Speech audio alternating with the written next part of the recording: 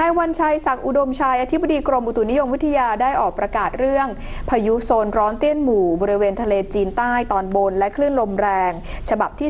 12 โดยระบุว่าพายุ Depression เตี้ยนหมู่ได้อ่อนกำลังลงเป็นหย่อมความกดอากาศต่ำกำลังแรงปกคลุมประเทศลาวตอนบนและภาคเหนือ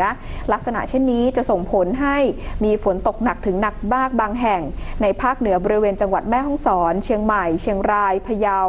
น่านแพร่ลำพูนลำปางอุตรดิตถ์และตากขอให้ประชาชนบริเวณดังกล่าวระวังอันตรายจากน้ำท่วมฉับพลันน้ำป่าไหลหลากเนื่องจากฝนที่ตกหนักและฝนตกสะสมไว้ด้วยสำหรับมรสุมตะวันตกเฉียงใต้กำลังแรงพัดปกคลุมทะเลอันดามันภาคใต้และอ่าวไทยลักษณะเช่นนี้ทำให้คลื่นลมบริเวณทะเลอันดามันและอ่าวไทยตอนบน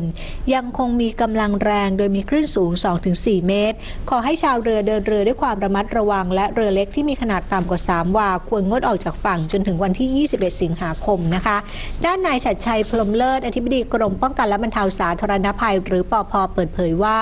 จากการตรวจสอบสภาพอากาศกับกรมอุตุนิยมวิทยาคาดว่าในช่วงวันที่ 19 ถึง 21 สิงหาคม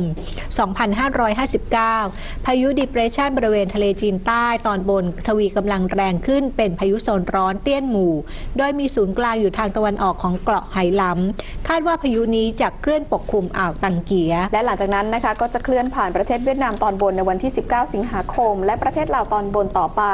ส่งผลให้บริเวณประเทศไทยตอนบนค่ะมีฝนเพิ่มมากขึ้นและฝนตกหนักถึงหนักมากบางแห่งซึ่งอาจทำให้เกิดอุทกภัยวาตภัยและดินถล่มในพื้นที่เสี่ยงภัยได้กรมป้องกันและบรรเทาสาธารณภัยจึงได้ประสาน 29 จังหวัดแยกภาคตะวันออกเฉียงเหนือ 16 จังหวัดภาคเหนือ 13 จังหวัดรวมถึงศูนย์ป้องกันและบรรเทาสาธารณภัยเขตในพื้นที่เสี่ยงภัยเตรียมพร้อมรับมือกับป้องกันและแก้ไขปัญหาอุทกภัยวาตภัยและดินถล่มโดยจัดเจ้าหน้าที่และมิสเตอร์เตือนภัยเฝ้าติดตาม